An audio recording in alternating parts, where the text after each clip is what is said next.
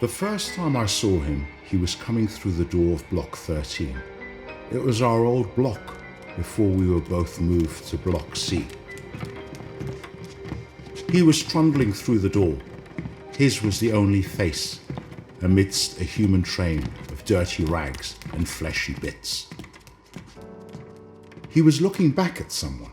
I never did see who. His single face, a fraught, concerned look. He straightened up his head in thoughtful defiance of his circumstance. He trundled forward, his gaze flitted about, and suddenly our eyes met. The exchange, for me, was revelatory. I knew he fully understood that I understood, that we were experiencing the same thing and we were in this together. They come from the West. Everyone here comes from the West.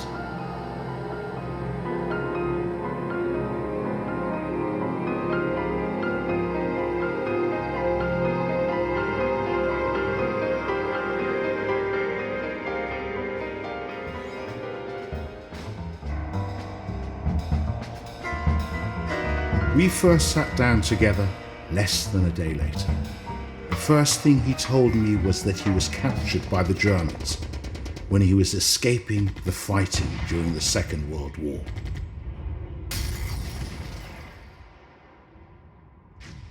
He was near a huge explosion and remembers the different colours of the flash being blown into the air, the bricks, the dust, the smell, and then nothing, pure nothingness.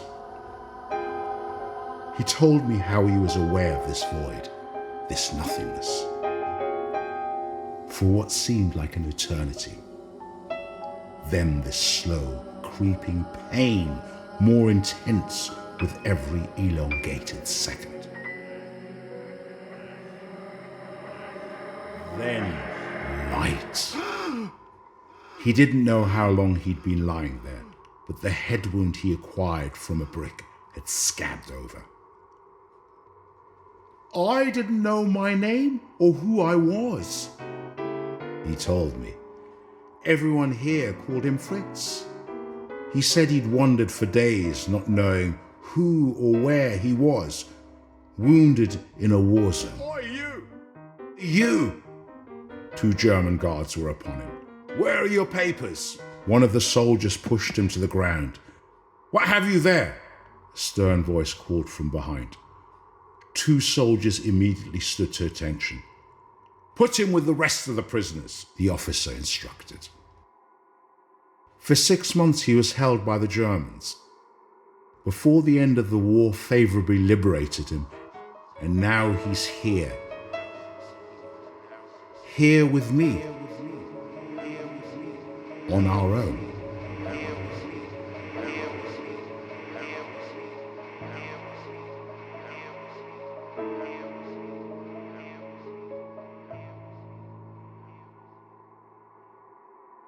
That was Fritz's story. That's all he knew. I'm Johann, Dutch German. I'd spent most of my life living in England. A career opportunity arose and I moved to Leningrad, working for a well-respected art dealership. I was promoting works by Dutch masters, British landscape artists. Some very nice pieces exchanged hands.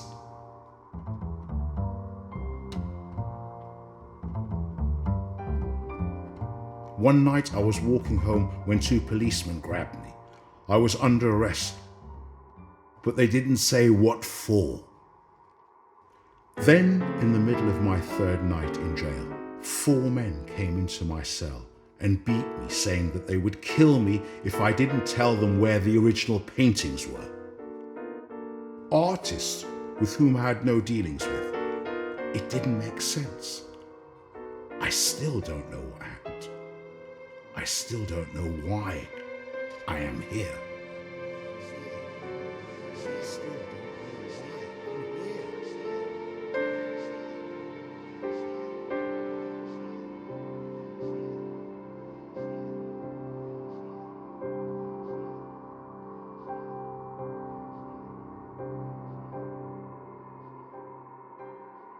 talk to a guard, and immediately you get beaten.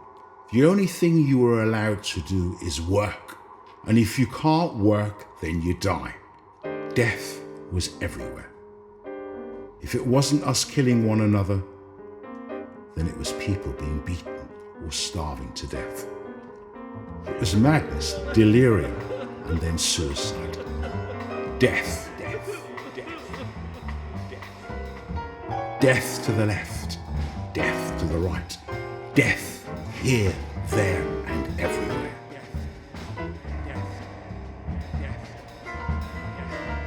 Work consisted of being moved out to the forest to cut tree after tree after tree, all day, every day, week after months. If you didn't make the cut, your provisions would be cut. We had very basic tools, but the weather can get to -25. -25 and below freezing for 7 months of the year. 30 degrees in the brief long summer days.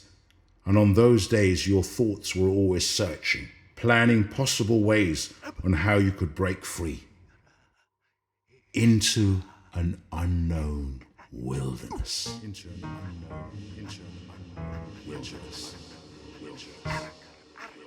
Those thoughts turned only to survival when winter descended. One spring day, joyously warm compared to the last 6 months, Fritz took me to one side. It was a day like today, just like now. Fritz nodded excitedly at me. I stared blankly at him. I needed to know whether or not he'd gone mad. "This is it," he insisted. And then I remembered.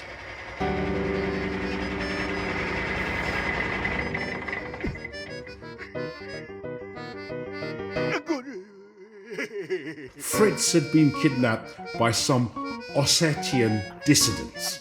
He was passed from one group to another, and then he found himself bound for here.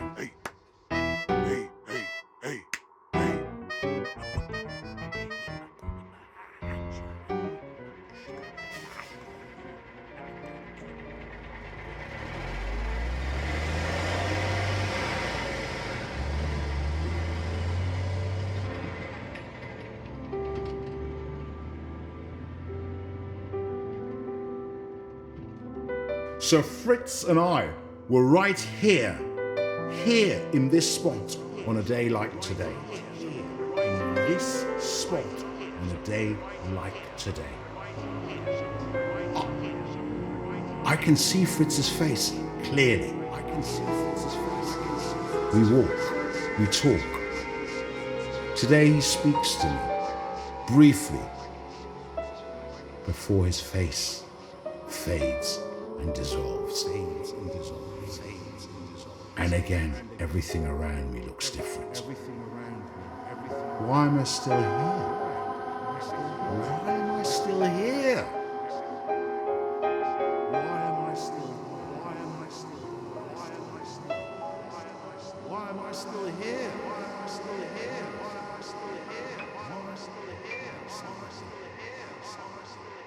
Why am I still here? Why am I still here?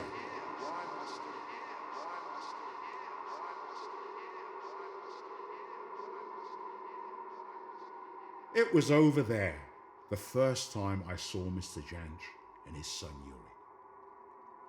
When I first saw them, I thought they'd come to rescue me, save me from this